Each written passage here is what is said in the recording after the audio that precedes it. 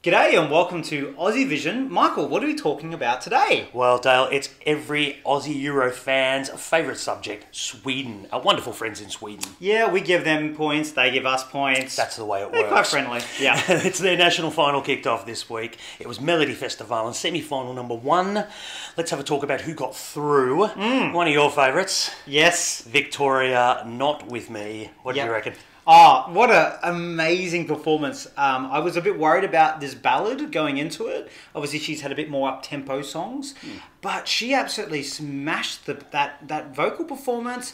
The rain coming down, her getting wet in the middle of it. I mean, she was flooding my basement. I was clapping halfway through. You were. I was very unexpectedly surprised about how good she was. I really enjoyed the performance. There was drama. She really performed it as well, which is not a lot of Scandinavian people when they do a ballad. It can be a little bit stiff or a little bit solid. She gave it everything. Every arm movement to just bring that ballad to life. The vocally, I didn't care that sometimes she strained slightly because it was about power and letting loose. And that it just came through so well on the screen, and she obviously got through. Yeah, she was pretty happy at the end when she got through. Let's talk about the other director finale.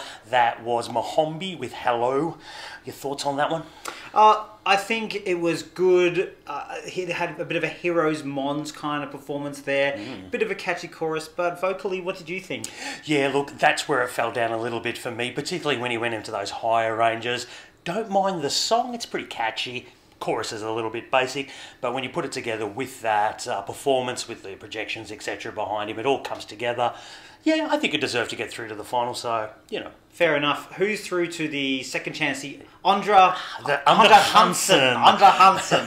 Who's through? Well, the opening act was Nano with Chasing Rivers. He's personally one of my favourites. I loved Hold On a couple of years ago. I got to say, he opened the show and I was a little, ooh, buddy. Yeah. Got to say, I don't mind the song. I think it's going to be one of those ones I listen to on Spotify and really enjoy, but I don't think I'm going to be looking back at that performance, and I don't think he'll be looking back at that performance with any great love. No, I think it was mumbly. I think the diction was off. He had children. You know how I feel about children. Triggered. And that child wasn't lip-syncing very well. Can we say sashay away to a child? But I think it needs to be so much more stronger to actually go through. I think he's lucky to get through. I thought it was a pretty terrible performance of a good song. Exactly. You sort of lack conviction, and if you're going to do it, mate, get out there and do it. Yep. Let's talk about the other one that went to Andra Chansen, which was Anna Bergendahl. Yes.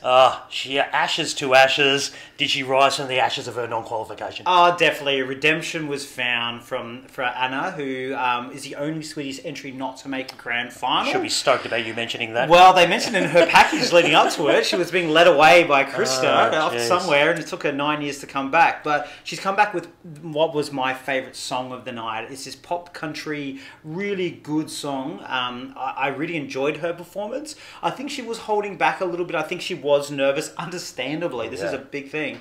But I still really enjoyed it. Great song. I think she can bring more to the next performance. So. Yeah, gonna agree with you. That was my favourite performance of the night. I really loved it. Loved that redemption arc, that redemption story she's got going on. She can let loose a little bit more now. She knows Sweden doesn't hate her. Yep. They put you through. They don't love you because they didn't put you direct to the final, but they don't hate you. Yeah. She'll be able to relax a little bit and I think give it all everything in the Andra Chansen, but I was really stoked for her. Yeah, and what did you think about the garden staging?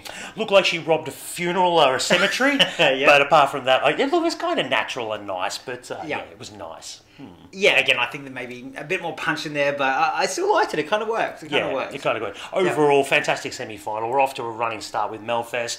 7.1 million votes cast. Wow. That was a record, wasn't it? That's huge. Yeah. Absolutely huge. I think that, again, the hosts are really good this year. I think that's improved. The song quality's improved. And the production values of Melfest is always amazing. And that interval act was fantastic. It was pretty good. So we're looking forward to semi-final 2 next week.